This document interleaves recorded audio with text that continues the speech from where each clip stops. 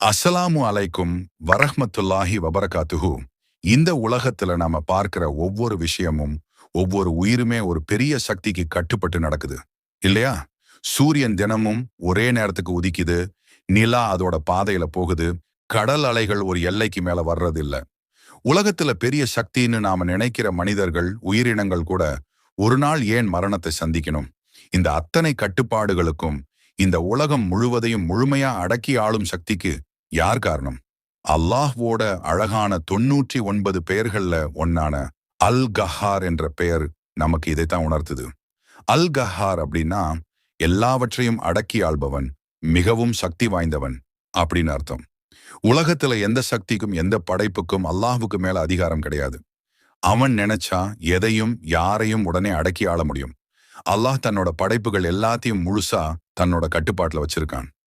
நாம எவ்வளவுதான் சக்தி வாய்ந்தவங்களா இருந்தாலும் இயற்கை சீற்றங்கள் வரும்போது நம்மால எதுவுமே செய்ய முடியாது. நோய்க்கு ஆளாகிறோம், ஒரு நாள் மரணத்தை சந்திக்கிறோம். இது எல்லாமே அல்லாஹ்வோட அல் கஹார்ங்கிற சக்தியை காட்டுது.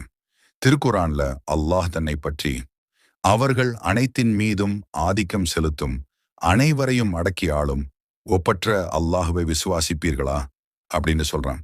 அல் கஹாருங்கிற இந்த மகத்தான பேரை புரிஞ்சுக்கிட்டா நம்ம வாழ்க்கையில பல முக்கியமான மாற்றங்கள் வரும். நம்ம எவ்வளவுதான் சக்தி வாய்ந்தவங்களா இருந்தாலும் அல்லாஹ்வுக்கு முன்னாடி நாம ரொம்ப சின்னவங்க தான்ங்கிற பணிவு வரும். இந்த உலகத்துல எந்த சக்திக்கும் பயப்படாம அல்லாஹ்வுக்கு மட்டுமே முழுசா அடிபணிஞ்சு வாழணும்னு தோணும். நம்ம வாழ்க்கையில என்ன நடந்தாலும் அது அல்லாஹ்வோட நாட்டப்படிதான் நடக்குதுன்னு புரிஞ்சுக்கிட்டு அவன் கிட்டேயே நம்ம எல்லா விஷயங்களையும் ஒப்படைக்கணும். இது மன அமைதியை கொடுக்கும். இந்த உலக வாழ்க்கை நிலையற்றது, அல்லாஹ்வோட சக்திக்கு முன்னாடி எதுவுமே நிக்காதுன்னு புரிஞ்சா அற்ப உலக ஆசைகளை பெருசா நினைக்க மாட்டோம். அல்லாஹ்வோட அல் கஹார் என்ற இந்த மகத்தான பேரை நினைக்கும் போது அவன் மட்டுமே எல்லாவற்றையும் அடக்கி ஆளும் சக்தி, அவனுக்கு நிகர் யாரும் இல்லைங்கிறது புரியும். யா கஹார் அப்படின்னு அவன் கிட்ட துவா செஞ்சா அவன் நம்ம துவாவை ஏத்துக்குவான் இன்ஷா அல்லாஹ். இந்த உலகத்துல நமக்கு கிடைச்சிருக்கிற எண்ணற்ற அருட்கொடைகளை பற்றி நாம எப்போதாவது யோசிச்சிருக்கோமா? நாம் சுவாசிக்கும் காற்று, பருகும் சுத்தமான தண்ணீர், உண்ணும் உணவு, நம் கண் முன்னே விரியும் இயற்கையின் அழகு, நம்முடைய உடல் ஆரோக்கியம், அறிவு, பாசம், மகிழ்ச்சி, இவை எதுவுமே நாம கஷ்டப்பட்டு சம்பாதிச்சதில்ல. யார்கிட்ட இருந்தும் கடனா வாங்கினது இல்லை. அப்படின்னா இந்த அத்தனை அருட்கொடைகளையும் எந்த எதிர்பார்ப்பும் இல்லாம இலவசமா நமக்கு கொடுக்கிற அந்த மாபெரும் சக்தி யார்? அல்லாஹ்வோட அழகான 99 பெயர்கள்ல ஒன்னான அல் வஹாப் என்ற பெயர் நமக்கு இதைத்தான் உணர்த்துது. அல் வஹாப் அப்படின்னா எல்லாவற்றையும் இலவசமாக தருபவன், எந்த கைமாறும் எதிர்பாராமல் அள்ளி கொடுப்பவன், பெரும் கொடையாளி அப்படின்னு அர்த்தம். நம்ம கிட்ட எந்த தகுதியும் பார்க்காம கேட்காமலே அல்லாஹ் நமக்கு எண்ணற்ற அருட்கொடைகளை கொடுத்திருக்கிறான். அவனோட கொடைக்கு எந்த அளவும் கிடையாது, அது எப்பவும் குறையவே குறையாது. வஹாபுங்கிற பெயர் வஹ்புங்கிற வார்த்தையிலிருந்து வந்தது. வஹ்ப்னா கொடுத்தல், பரிசளித்தல் என்று பொருள். அல்லாஹ் ஒரு முறை கொடுப்பவன் மட்டுமல்ல, அவன் மீண்டும் மீண்டும் அதிகமாக தன்னுடைய கொடைகளை அள்ளி கொடுப்பவன். நம்ம மனிதர்கள் ஒருத்தருக்கு கொடுத்தா ஏதாவது ஒரு நன்றியை எதிர்பார்ப்போம், இல்லாட்டி கொடுக்கறதுக்கு ஒரு அளவு இருக்கும். ஆனா அல்லாஹ் எந்த எதிர்பார்ப்பும் இல்லாம, எந்த கணக்கும் இல்லாம எல்லாவற்றையும் அள்ளி கொடுக்கிறான். இது அவனோட அளவற்ற கருணையையும் மகத்துவத்தையும் காட்டுது. அல் வஹாப்ங்கிற இந்த மகத்தான பெயரை புரிஞ்சுக்கிட்டா நம்ம வாழ்க்கையில பல முக்கியமான மாற்றங்கள் வரும். நமக்கு கிடைச்சிருக்கிற அத்தனை அருட்கொடைகளுக்கும் நம்ம நன்றி சொல்ல கத்துப்போம். நம்ம பெருசா நினைக்கிறோம் பல விஷயங்கள் நம்ம தகுதியால கிடைச்சது இல்ல, அல்லாஹ்வுடைய கொடைதான்ங்கிற பணிவு வரும். அல்லாஹ் நமக்கு எந்த எதிர்பார்ப்பும் இல்லாம அள்ளி கொடுத்தது போல நாமளும் அடுத்தவங்களுக்கு எந்த பிரதிபலனும் எதிர்பார்க்காம உதவ, தானம் செய்ய முன் வருவோம். நமக்கு எந்த தேவை வந்தாலும் அவன்தான் பெரிய கொடையாளிங்கிற நம்பிக்கையில அவன்கிட்டயே நேரடியாகவும் உண்மையான மனதோடவும் கேட்போம். அல்லாஹுவோட அல் வஹாப் என்ற இந்த மகத்தான பேரை நினைக்கும் போது அவன் மட்டுமே எல்லா கொடைகளையும் இலவசமா தரக்கூடியவன். அவனோட அருளுக்கு எந்த அளவும் இல்லைங்கிறது புரியும். யா வஹாப் அப்படின்னு அவனுக்கிட்ட துவா செஞ்சா அவன் நம்ம துவாக்களை ஏத்துக்குவான் இன்ஷா அல்லாஹ். இந்த உலகத்துல நாம ஒவ்வொரு நாளும் சுவாசிக்கிற காற்று, பருகுகிற தண்ணீர், உண்ணுகிற உணவு, நாம் வாழ்கிற வீடு, உடுத்தும் உடை, இவையெல்லாம் எப்படி நமக்கு கிடைக்குதுன்னு எப்போதாவது யோசிச்சிருக்கோமா? ஒரு குழந்தை பிறந்த உடனே அதுக்கான பால் எங்கிருந்து வருது? ஒரு பறவைக்கு, பூச்சிக்கு, ஏன் மண்ணுக்குள்ள இருக்கிற புழுவுக்கு கூட அதோட உணவு எப்படி கிடைக்குது? இந்த அத்தனை உயிரினங்களுக்கும் அவங்க தேவைக்கு ஏத்த மாதிரி சரியான நேரத்துல எந்த குறையும் இல்லாம வாழ்வாதாரத்தை வழங்குகிற அந்த மாபெரும் சக்தி யார்? அல்லாஹ்வோட அழகான 99 பெயர்கள்ல ஒன்னான அர் ரஸ்ஸாக் என்ற பெயர் நமக்கு இதைத்தான் உணர்த்துது. அர் ரஸ்ஸாக் அப்படின்னா எல்லாருக்கும் வாழ்வாதாரம் அளிப்பவன், உணவை வழங்குபவன், தேவைகளை பூர்த்தி செய்பவன் அப்படின்னு அர்த்தம். அல்லாஹ் தன்னோட படைப்புகளுக்கு தேவையான எல்லா வசதிகளையும், உணவையும், வாழ்வாதாரத்தையும் எந்த குறையும் இல்லாம வழங்குறான். அவனோட கொடைக்கு எந்த அளவும் கிடையாது. அது எப்பவும் குறையவே குறையாது. ரஸ்ஸாக்குங்கிற பேர் ரிஸ்க்குங்கிற வார்த்தையிலிருந்து வந்தது. ரிஸ்குனா வாழ்வாதாரம் என்று பொருள். அல்லாஹ் ஒரு முறை வழங்குபவன் மட்டுமல்ல, அவன் மீண்டும் மீண்டும் அதிகமாக தொடர்ந்து தன்னுடைய வாழ்வாதாரத்தை அள்ளி கொடுப்பவன். நம்ம மனிதர்கள் ஒருத்தருக்கு கொடுத்தா அதுக்கு ஒரு அளவு இருக்கும். நம்மளால சிலருக்கு மட்டும்தான் கொடுக்க முடியும்.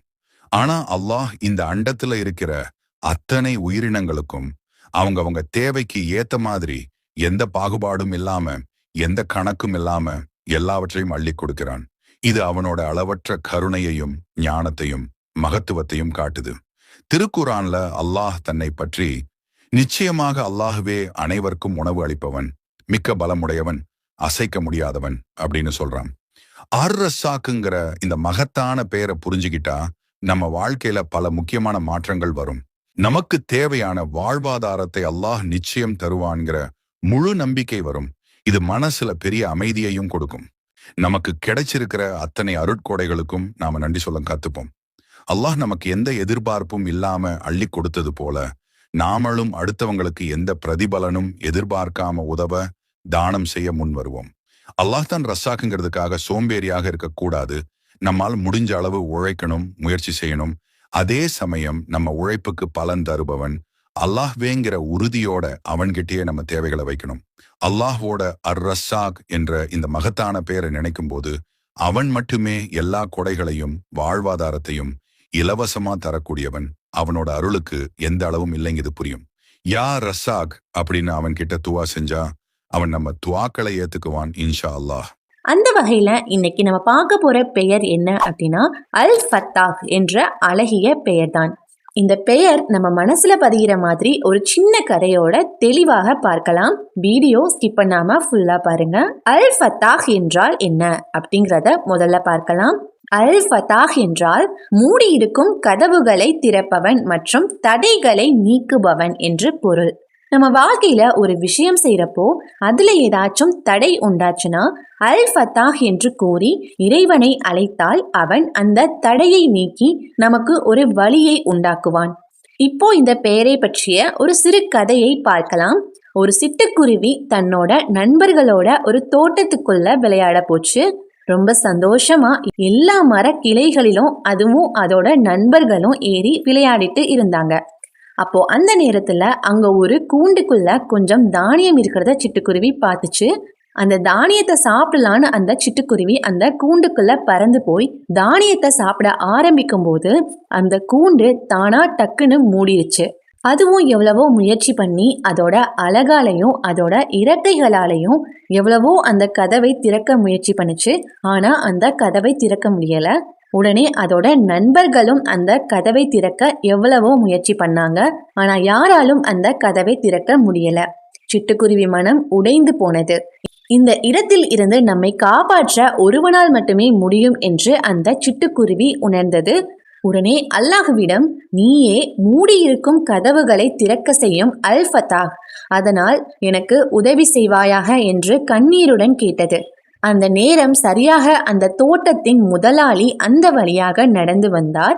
அப்பொழுது கை தவறி அவரின் கையில் உள்ள சாவி சிட்டுக்குருவி இருந்த கூண்டிற்குள் தெரியாமல் விழுந்துவிட்டது. உடனே அந்த சாவியை எடுக்க அந்த முதலாளி அந்த கூண்டை மெல்ல திறந்தார். கொஞ்சம் கூட நேரத்தை வீணடிக்காமல் உடனே அந்த கூட்டை விட்டு சிட்டுக்குருவி வெளியே பறந்து வந்தது. வெளியில் வந்த அந்த சிட்டுக்குருவி முழு மனதாக தன் இறைவனுக்கு நன்றி கூறியது. இதன் மூலமாக அல்லாஹ் திறக்கவே முடியாது என்று நாம் நினைக்கும் கதவுகளை கூட அவனிடம் தொடர்ந்து துவா செய்தால் நமக்காக திறக்க வைப்பான் என்று உணர்த்துகிறது. அதனால் நாம் செய்யும் செயலில் ஏதாவது தடை ஏற்பட்டால் சற்றும் யோசிக்காமல் நம் இறைவனிடம் கையேந்தி துவா செய்வோம். அவனை அல் ஃபத்தாஹ் என்று அழைத்து அவனிடம் அந்த தடைகளை நீக்க சொல்வோம். நிச்சயமாக அவன் அந்த தடைகளை நமக்காக நீக்குவான் இன்ஷா அல்லாஹ். அல்லாஹுடைய 99 திருப்பெயர்கள்ல அல் ஃபத்தாஹுக்கு அப்புறம் என்ன பெயர் வரும்னு கமெண்ட்ல சொல்லுங்க. நமது வாழ்க்கையின் ஒவ்வொரு நொடியும் இறைவனால் பார்க்கப்படுகிறது, கவனிக்கப்படுகிறது. நாம் செய்யும் ஒவ்வொரு செயலும், பேசும் ஒவ்வொரு வார்த்தையும், ஏன் நம் மனதிற்குள் தோன்றும் ஒவ்வொரு எண்ணமும் அவனுக்குத் தெரியும். அப்படிப்பட்ட இறைவனின் பெயர்களில் ஒன்றுதான் அல் அலீம். இந்த பெயர் இறைவனின் அளவற்ற அறிவையும் ஞானத்தையும் நமக்கு உணர்த்துகிறது. அல் அலீம் என்றால் எல்லாம் அறிந்தவன் என்று பொருள். இந்த அறிவு நாம் நினைத்துக்கூட பார்க்க முடியாத அளவுக்கு விரிவானது. இது சில முக்கியமான அம்சங்களை கொண்டுள்ளது: முழுமையான அறிவு, அகிலங்களின் அறிவு மற்றும் நுண்ணிய அறிவு. இறைவனுக்கு இந்த உலகத்தில் நடந்து கொண்டிருக்கும் மற்றும் இனி நடக்கப் போகும் அனைத்து விஷயங்களும் தெரியும். கடந்த காலமோ நிகழ்காலமோ எதிர்காலமோ அவனுக்கு ஒன்றுதான். நமக்குத் தெரியாத, நம் கண்ணுக்கு புலப்படாத விஷயங்களையும் அல்லாஹ் அறிவான். உதாரணமாக, நம் மனதின் ரகசியங்கள், வருங்காலத்தில் நிகழவிருக்கும் நிகழ்வுகள் அல்லது பிரபஞ்சத்தின் தொலைதூர பகுதிகளில் நடப்பவை என அனைத்தும் அவனுக்குத் தெரியும். ஒரு பெரிய விஷயத்தை மட்டும் அறிவதோடு அவனது அறிவு நின்று விடுவதில்லை. தூசி துகள்கள், ஒரு மரத்தின் வேர், ஒரு பூவின் இதழ் என எல்லாவற்றின் அசைவுகளும் அவற்றின் நிலையான தன்மைகளும் அவனுக்கு துல்லியமாகத் தெரியும். அல் அலீம் என்ற பெயரின் ஆழமான அர்த்தத்தை புரிந்து கொள்ள ஒரு மழைத்துளியை உதாரணமாகக் கொள்வோம். மேகத்திலிருந்து ஒரு மழைத்துளி கீழே விழத் தொடங்குகிறது. அது ஒரு நிமிடத்தில் 1 கோடி மழைத்துளிகளில் ஒன்றாக இருக்கலாம். நாம் அதை ஒரு சாதாரண மழைத்துளியாகவே பார்ப்போம். ஆனால் அல் அலீம் ஆகிய அல்லாஹ்வுக்கு அந்த மழைத்துளி உருவான நொடி, அது எந்த மேகத்திலிருந்து வந்தது, எந்த உயரத்திலிருந்து பயணத்தைத் தொடங்கியது, அது கீழே விழும்போது காற்றினால் எந்தெந்த திசைகளில் அசைந்தது, அதன் வெப்பநிலை என்ன, அது கீழே விழுந்தபோது எந்த புல் நுனியில் அமர்ந்தது என அனைத்து தகவல்களும் துல்லியமாகத் தெரியும். இதேபோல் இந்த பிரபஞ்சத்திலுள்ள ஒவ்வொரு நட்சத்திரத்தின் இருப்பிடம், ஒவ்வொரு கடலின் ஆழம், ஒவ்வொரு உயிரினத்தின் வயது என எல்லாமே இறைவனின் ஞானத்துக்குள் அடங்கும். இந்த உதாரணம் அவனுடைய அறிவு எவ்வளவு பரந்து விரிந்தது என்பதை நமக்கு உணர்த்துகிறது. அல் அலீம் என்ற பெயர் நமக்கு ஒரு முக்கியமான பாடத்தை கற்றுக் கொடுக்கிறது. நம்முடைய வாழ்க்கை வெளிப்படையாக உள்ளது, மறைக்க எதுவும் இல்லை. இந்த உணர்வுடன் நாம் வாழும்போது நம்முடைய செயல்கள் இன்னும் நேர்மையாகவும் நல்லதாகவும் மாறும். நாம் தவறு செய்ய தயங்குவோம், நல்ல காரியங்களை செய்ய ஆர்வம் கொள்வோம். இறைவனின் பெயர்கள் ஒவ்வொன்றும் ஒரு மகத்தான ரகசியத்தை தன்னுள்ளே கொண்டுள்ளன. அந்த ரகசியங்களை நாம் அறியும்போது அவனுடைய வல்லமை நம் உள்ளத்தில் இன்னும் ஆழமாக பதிகிறது. இன்று நாம் இறைவனின் அழகிய பெயர்களில் ஒன்றான அல்காபித் பற்றி பேசப்போகிறோம். இது வெறும் பெயரல்ல, இது நம் வாழ்க்கையின் ஒவ்வொரு அசைவிலும் இறைவனின் கரம் இருக்கிறது என்பதை நமக்கு உணர்த்தும். அல்காபித் என்றால் பிடிப்பவன் அல்லது சுருக்கிக் கொள்பவன் என்று பொருள். இது இறைவன் பிரபஞ்சத்தின் அத்தனை விஷயங்களையும் தன் கைப்பிடிக்குள் வைத்திருக்கிறான் என்பதை கவித்துவமாக உணர்த்துகிறது. இறைவன் நம்முடைய செல்வத்தின் மீது ஒரு பிடிப்பை ஏற்படுத்தும் போது அது நமது வருமானத்தில் ஒரு தடையாகத் தோன்றலாம். ஆனால் அது இறைவன் நம்மை சோதிக்கிறான் என்பதையும், இந்த சோதனைக்குப் பின் ஒரு மாபெரும் அருளை வைத்திருக்கிறான் என்பதையும் குறிக்கிறது. வறுமையின் பிடியில் இருக்கும்போது நாம் இறைவனை நோக்கி மட்டுமே கரம் ஏந்தி அவன் மட்டுமே நமக்கு தீர்வை தர முடியும் என்பதை புரிந்து கொள்ள வேண்டும். இந்த உலகத்தில் ஒருவருக்கு உயிர் கொடுப்பவனும் அதை திரும்ப பிடித்துக் கொள்பவனும் இறைவனே. நமது ஒவ்வொரு மூச்சும் அவனுடைய கருணையின் கொடை. ஒரு உயிரின் ஆயுள் முடிந்ததும் இறைவன் அதை திரும்ப பெற்றுக்கொள்கிறான். இது வாழ்வும் மரணமும் இறைவனின் முழுமையான கட்டுப்பாட்டில் உள்ளது என்பதை நமக்கு உணர்த்துகிறது. இறைவன் மேகங்களை கட்டுப்படுத்தி மழை பெய்யாமல் பிடித்துக் கொள்கிறான், மண்ணின் வளத்தை பிடித்து பயிர்களின் விளைச்சலை குறைக்கிறான். இவை அனைத்தும் நாம் இறைவனுக்கு நன்றி மறக்கும்போது அவனுடைய கோபத்தின் வெளிப்பாடாக இருக்கலாம். அதே சமயம் அவனுக்கு பயந்து இருந்தால் இந்த பிடிப்பை நீக்கி அருளைப் பொழிவான். ஆகவே அல்காபித் என்ற பெயர் இறைவன் மட்டுமே எதையும் சுருக்கவும் நீக்கவும் குறைக்கவும் அதிகாரம் பெற்றவன் என்பதை நமக்கு உணர்த்துகிறது. அல்காபித் என்ற பெயர் நமக்கு ஒரு ஆழமான நம்பிக்கையை கொடுக்கிறது. நம் வாழ்வில் ஏற்படும் துன்பங்கள் அனைத்தும் இறைவன் தன் கையில் வைத்திருக்கும் ஒரு சாவியைப் போன்றது. அவன் அதை திறந்தால் அருள் கொட்டும், மூடினால் சோதனை வரும். எனவே நாம் எந்தச் சூழலிலும் இறைவனை மட்டுமே முழுமையாக நம்பி அவனிடமே நம் வாழ்வின் அனைத்து அம்சங்களையும் ஒப்படைப்போம். அவனே நம்முடைய சிறந்த பாதுகாவலன். அல் பாசித் என்பது அல்லாஹ்வின் 99 திருப்பெயர்களில் ஒன்றாகும். இந்த பெயர் அல்லாஹ் தனது அருளை, கருணையை, ஞானத்தை மற்றும் தன் நாட்டத்தை தான் நாடியவர்களுக்கு விரிவுபடுத்துபவன் என்பதை குறிக்கிறது. அல் காபித், சுருக்குபவன் என்ற பெயருக்கு நேர்மாறானது இது. இந்த இரு பெயர்களும் இணைந்தே முழுமையான பொருளை தருகின்றன. அல் பாசித் என்றால் விரிவுபடுத்துபவன் அல்லது விசாலமாக்குபவன் என்று பொருள்படும். அல்லாஹ் தனது அருளை, உணவை, செல்வத்தை, அறிவை, உடல் நலத்தை மற்றும் வாழ்க்கையின் வசதிகளை மனிதர்களுக்கு விரிவுபடுத்துகிறான்.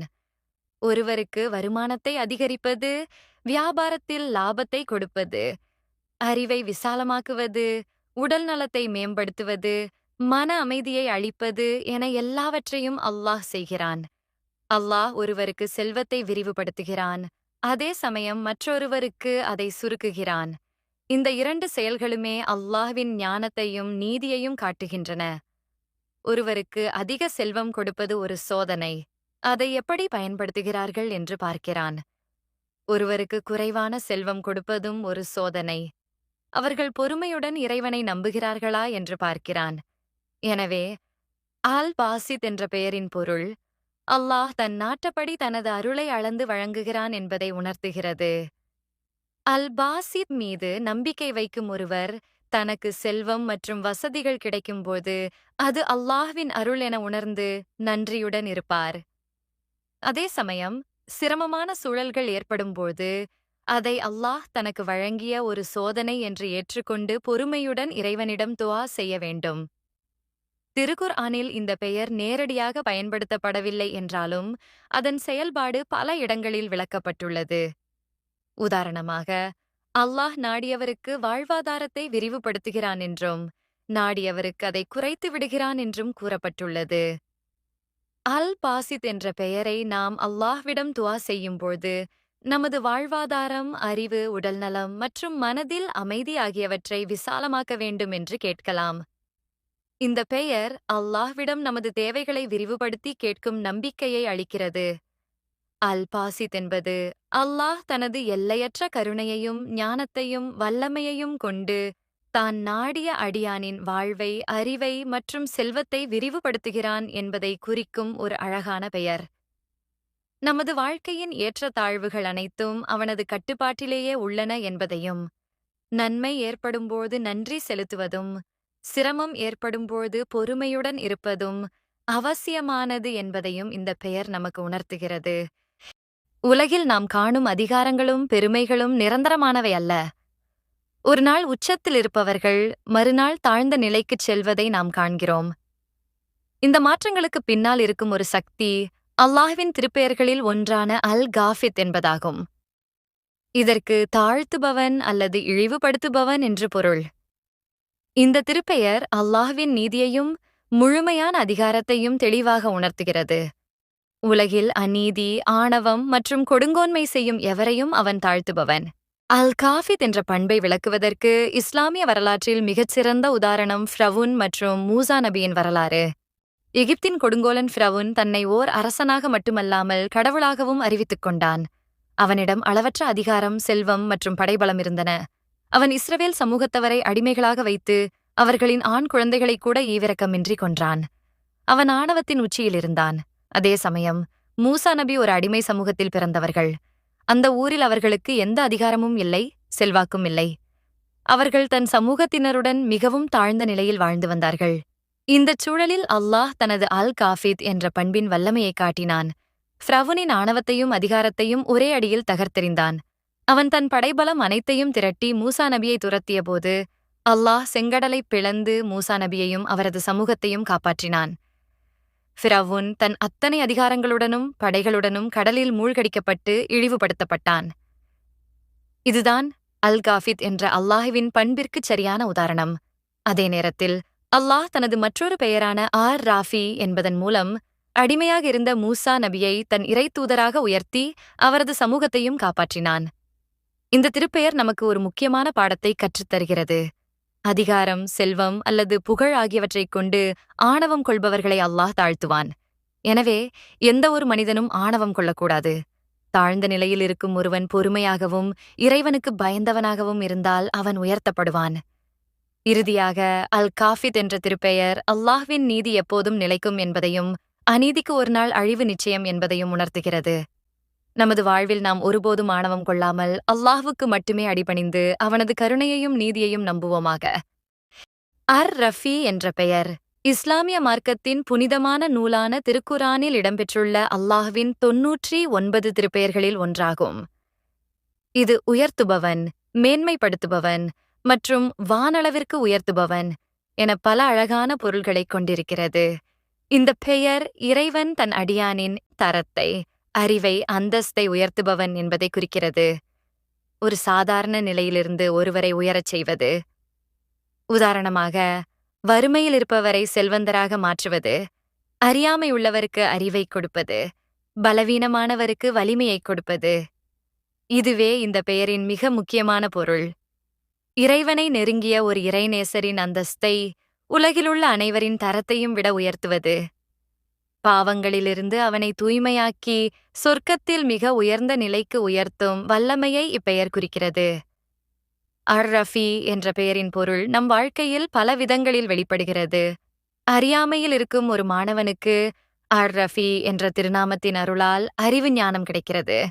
அவனது கல்வி தரம் உயர்கிறது. அவன் சமூகத்தில் ஒரு உயர்ந்த இடத்தை பெறுகிறான்.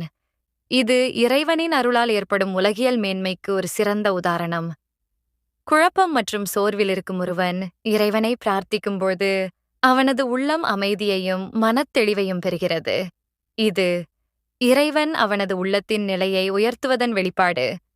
இறைவனுக்கு முழுமையாக அடிபணித்த ஒரு மனிதன் உலகில் பல சோதனைகளை சந்தித்தாலும் அவனது பொறுமையையும் இறை நம்பிக்கையையும் இறைவன் சோதிக்கிறான். இறுதியில் அர்-ரஃபி என்ற திருப்பெயரின்படி அந்த நபரின் அந்தஸ்து அவன் செய்த தியாகங்களுக்காக பல மடங்கு உயர்த்தப்படுகிறது. இது ஈமானின் மேன்மைக்கு ஒரு உச்சபட்ச எடுத்துக்காட்டு. அர்-ரஃபி என்ற பெயர் வெறும் வார்த்தை அல்ல, அது மனிதர்களின் வாழ்க்கையில் மேன்மையையும் உயர்வையும் வழங்குபவன் என்ற இறைவனின் உன்னத குணத்தை வெளிப்படுத்துகிறது. வறுமையில், பலவீனத்தில், அறியாமையில், சோகத்தில் என எந்த ஒரு நிலையிலும் இறைவனை நம்பி அவனது உதவியை நாடுவோரின் தரத்தை உயர்த்தி அவர்களை மேன்மையின் பாதையில் அழைத்துச் செல்லும் வல்லமை அர்-ரஃபி என்ற பெயரில் அடங்கியுள்ளது. இதுவே அர்-ரஃபி என்ற பெயரின் முழுமையான அழகான விளக்கம். அல்லாஹ்வின் திருப்பெயர்கள் ஒவ்வொன்றும் அளப்பரிய ஞானத்தையும் சக்தியையும் கருணையையும் தாங்கியுள்ளன. அல்-அஸ்மாவுல் ஹுஸ்னா என்று அழைக்கப்படும் இந்த அழகிய பெயர்கள் அல்லாஹ்வின் தனித்தன்மைகளையும் அவன் பிரபஞ்சத்தின் மீது கொண்டுள்ள ஆளுமையையும் நமக்கு உணர்த்துகின்றன. அத்தகைய பெயர்களில் ஒன்றுதான் அல்-முய்யிஸ், கண்ணியப்படுத்துபவன் என்று இதற்குப் பொருள். அல்-முய்யிஸ் என்பது தான் விரும்பியவர்களுக்கு கண்ணியத்தையும் மாண்பையும் மதிப்பையும் அளிப்பவன் அல்லாஹ் ஒருவனே என்பதை அழுத்தமாக உணர்த்தும் ஒரு பெயர். இந்த மாண்பு என்பது செல்வத்தாலோ பதவியாலோ அதிகாரத்தாலோ வருவது அல்ல, மாறாக அது உள்ளத்தின் அமைதியையும் ஆன்மாவின் மதிப்பையும் சார்ந்தது. அல்லாஹ் ஒரு அடியானை கண்ணியப்படுத்துகிறான் என்றால் அவனை உண்மையாளனாக்கி அவனுக்கு நிம்மதியையும் அச்சமற்ற வாழ்க்கையையும் கொடுக்கிறான். யூசுப் நபியின் வாழ்க்கை இந்த திருப்பெயருக்கு ஒரு சிறந்த சான்றாகும். அவர் இளம் வயதில் தன் சகோதரர்களால் கிணற்றில் வீசப்பட்டார், அடிமையாக விற்கப்பட்டார், பின்னர் சிறையில் அடைக்கப்பட்டார். ஆனால் அல்லாஹ் அல்-முய்யிஸ் என்ற தனது பெயரின் மூலம் அவரை கண்ணியப்படுத்தினான். அவர் எகிப்தின் நிதியமைச்சர் பதவியை அடைந்து மாபெரும் ஆட்சித் தலைவராக உயர்ந்தார். இது மனிதர்களிடமிருந்து வந்த கண்ணியம் அல்ல, மாறாக அல்லாஹ்வால் அளிக்கப்பட்ட மாண்பு. இஸ்லாம் தோன்றிய ஆரம்ப காலத்தில் முஸ்லிம்கள் மிக குறைந்த எண்ணிக்கையில் பலவீனமாக இருந்தனர். அவர்களுக்கு பல துன்பங்கள் நேர்ந்தன. ஆனால் அல்லாஹ் அல்-முய்யிஸ் என்ற தனது வல்லமையின் மூலம் இஸ்லாத்திற்கு கண்ணியத்தை அளித்தான். அது உலகெங்கும் பரவி ஒரு மாபெரும் சக்தியாக வளர்ந்தது. முஸ்லிம்களுக்கு மார்க்கத்தின் மீது உறுதியையும் தியாக மனப்பான்மையையும் அளித்து அவர்களை கண்ணியப்படுத்தினான். மூன்றாவது, ஒரு சாதாரண அடியானின் கண்ணியம்.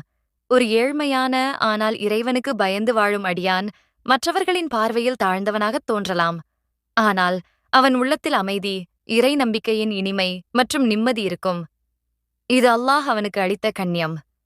செல்வந்தர்களுக்கும் அதிகாரத்தில் இருப்பவர்களுக்கும் இல்லாத மிகப்பெரிய திருப்தியை அவனுக்கு அல்லாஹ் அளிக்கிறான். இதுவே அல்-முய்யிஸ் என்ற பெயரின் அழகிய வெளிப்பாடு. அல்-முய்யிஸ் என்ற அல்லாஹ்வின் திருப்பெயர் நமக்கு ஒரு முக்கியமான பாடத்தை கற்றுத்தருகிறது. உண்மையான கண்ணியம் என்பது பணம், பதவி அல்லது புகழ் ஆகியவற்றால் தீர்மானிக்கப்படுவதில்லை. மாறாக அது அல்லாஹ்வால் மட்டுமே வழங்கப்படுகிறது. நாம் அவனிடத்தில் பணிந்து அவனது கட்டளைகளுக்கு கட்டுப்பட்டு வாழ்ந்தால் அவன் நம்மை உலகத்திலும் மறுமையிலும் கண்ணியப்படுத்துவான். எனவே நாம் மரியாதைக்கு மனிதர்களை நாடாமல் அல்-முய்யிஸான அல்லாஹ்வை மட்டுமே நாட வேண்டும். அல்-முய்யிஸ் என்ற பெயர் அல்லாஹ்வின் பெரிய சக்தியையும் அவன் தன் அடியார்களுக்கு கொடுக்கும் அருளையும் நமக்குச் சொல்கிறது. அதனால் நாம் அவனது மரியாதையை பெற விரும்பினால் அவனுக்கு முழுமையாக பணிந்து அவனுக்கு பிடித்த வழியில் வாழ வேண்டும். கர்வம், அகங்காரம், வீண் பெருமை ஆகியவற்றை விட்டுவிட்டு பணிவுடன் வாழ வேண்டும். அப்படி வாழும்போது அல்லாஹ் இந்த உலகத்திலும் மறுமையிலும் நம்மை மரியாதையுடன் நடத்துவான். எல்லா புகழும் அவனுக்கே. அவனது பெயரால் நம் வாழ்வில் அருள் பெருகட்டும்.